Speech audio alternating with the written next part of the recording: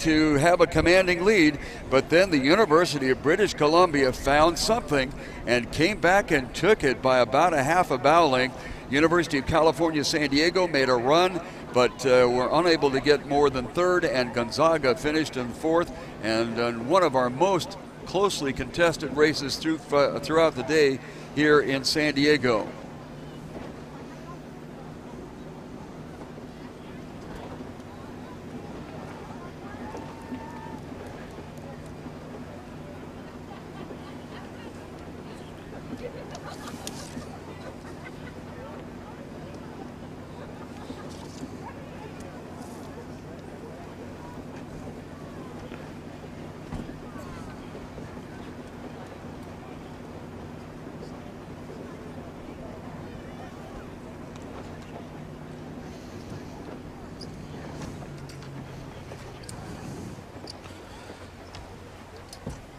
Right, up next we have the Jessup Whittier Cup. The crews are on the stake boats, but we've got a few minutes before the start time. Jim, what are the conditions like down there for the start of the Jessup Whittier?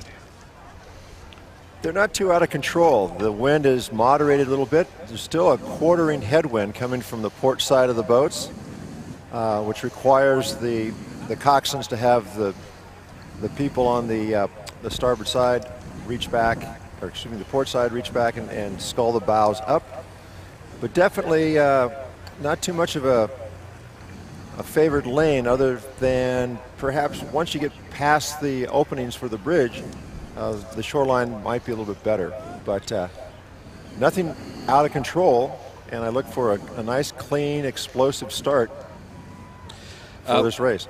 We have, based on yesterday's heat times, in lane 1, the University of Southern California have the best time based on yesterday. They did a 6:37. In lane 3, look for the University of Virginia. They did a 6:38, so only 1 second separating them and USC. Then we had University of Washington, who had that boil over last gasp win in the heat. They did a 6:43. They're in lane 2. And then lanes 4 and 6, Cal and Stanford, they did a time almost identical at 6:44. And in lane 5, UCLA did a time of 6:49 yesterday. So they're all within cooey of each other, but definitely the crews that seem to have the advantage based on times out of yesterday's heats are in lane 1, University of Southern California, and lane 3, the University of Virginia.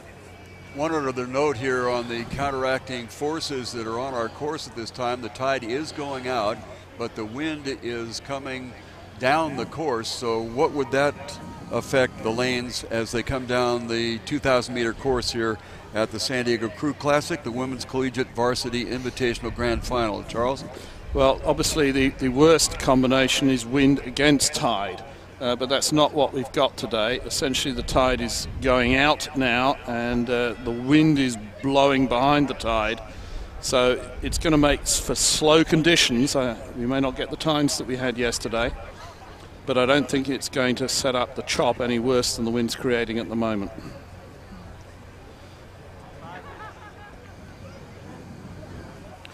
We just heard the officials' 5-minute warning before the start of the Jessup Whittier Cup. Crews are on the stake boats, and the coxswains are using their rowers to keep adjusting their point, keeping themselves pointed up into the wind.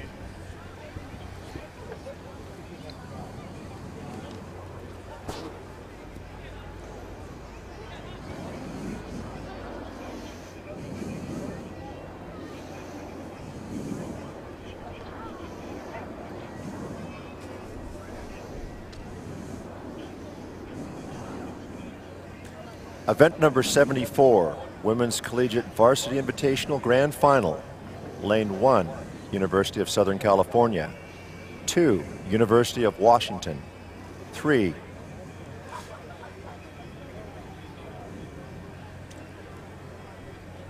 Jessup Whittier Grand Final. Lane 1, University of Southern California. Lane 2, University of Washington. Lane 3, University of Virginia. 4, University of California, Berkeley. 5, UCLA. 6, Stanford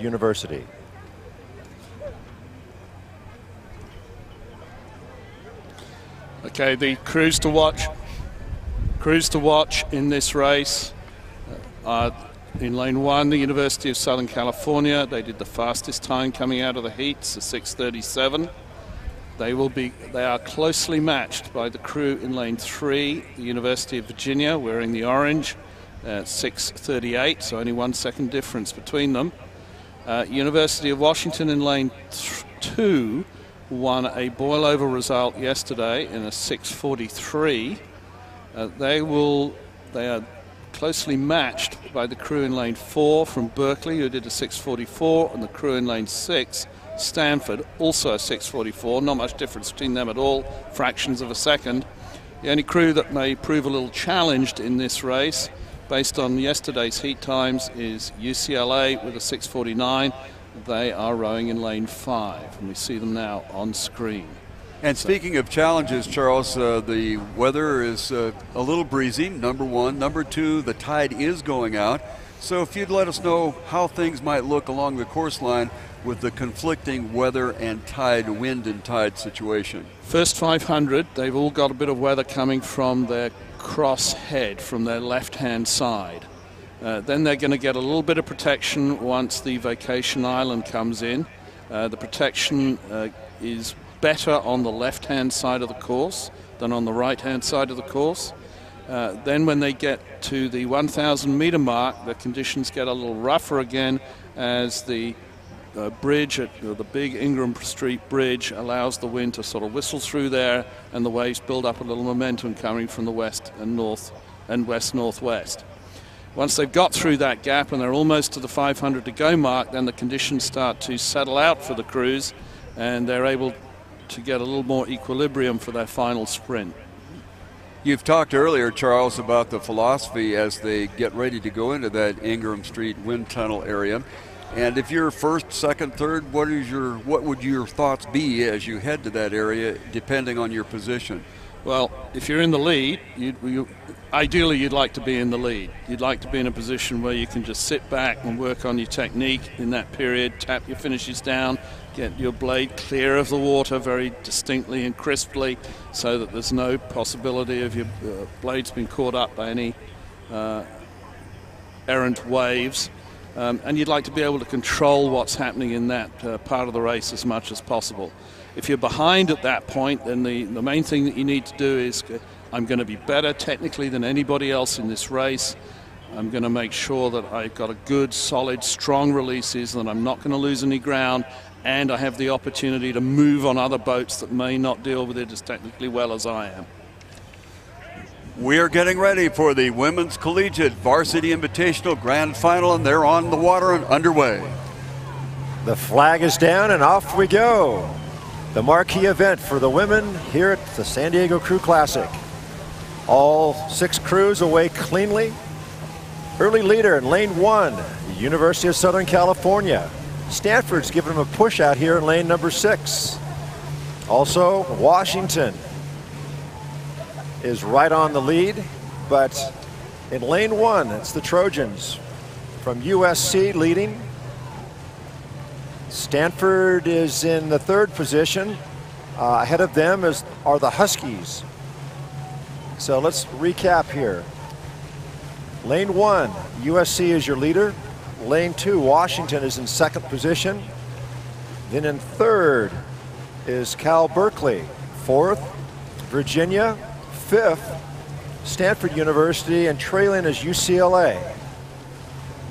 They've gone through the racing part, the racing start of the race, and now they're shifting gears, trying to lengthen out the strokes, establishing that rhythm, and see if they can move away, see if you can get back into the race. But it's still the Trojans of USC in lane 1, your leader, by 3 seats over Washington. Cal Berkeley is right there going toe-to-toe with the Huskies. Then it's Virginia, then Stanford, and UCLA is in that 6th spot. So here we are at the quarter pole. USC, lane 1 is your leader. It looks like Cal Berkeley now is in that 2nd spot. Washington in 3rd, Virginia, then Stanford, and then UCLA. This is the premier event at the 39th edition of the San Diego Crew Classic, the Jessup Whittier Cup, and they are on the water with USC on the lead, and they're being challenged hard by Cal as well as the rest of the field. The only crew that's lost any sort of ground at all really seems to be UCLA, just a tad, with Stanford up there, but not quite as up there, if I can use that word, as the other crews in the race. Here we see Washington putting on a big chase for the USC crew.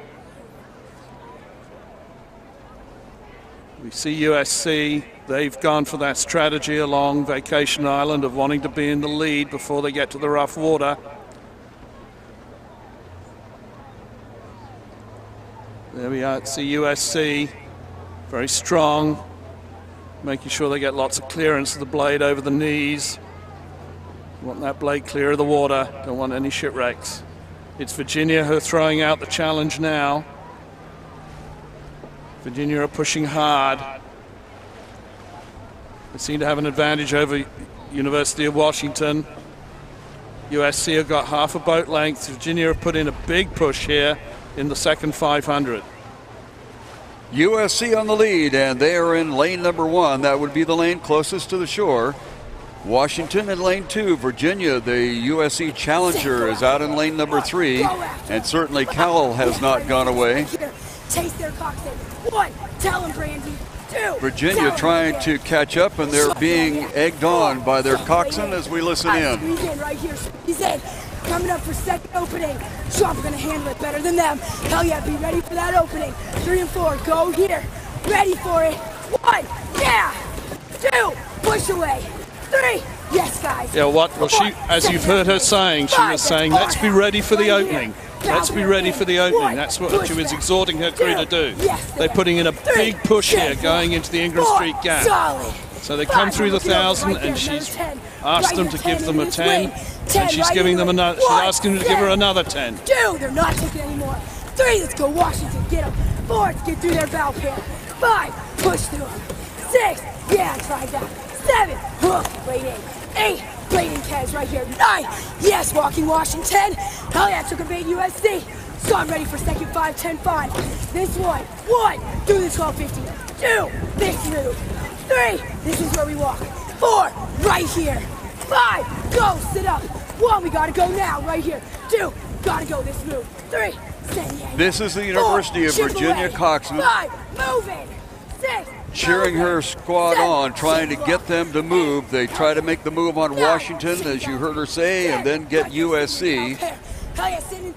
And right now, Virginia is trailing on Washington and USC, but certainly not from the efforts of the coxswain, who is moving her crew along. Nobody has really lost touch in this thing except possibly UCLA on the lane 5 far outside there. Along the shoreline is the University of Southern California. They're being challenged by this Virginia crew that you're listening to. Washington in lane number 2. Then we have a little bit of open water back out to Cal, all the way outside to Stanford and UCLA. So yes, you heard the big effort being put in by the Virginia crew in the third 500. They put a big effort in, but essentially USC held them. Whatever effort Virginia were putting in, USC maintained their poise, put in the big effort themselves, and held them during that third 500. It is the University of Southern California, USC, along the shoreline, continuing to be in the lead. They are being challenged by Virginia in the center of our lane assignments in lane number 3. Washington has tailed off a bit, as they at one time were up there with the leader, USC. And then on the outside shoulder of Virginia is California trying to get back into it. And UCLA has made a tremendous move over the last 300 meters, and they have closed down on Stanford, but they still have a long road to go. It is USC still continuing to cling to the lead. Without the effect of Virginia making a run at them, they held their ground.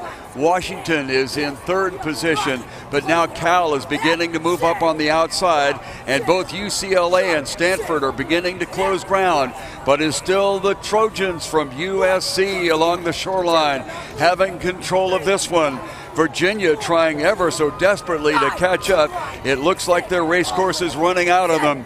Washington is in third position with Cal in fourth, Stanford fifth, and UCLA. At the finish, it's USC.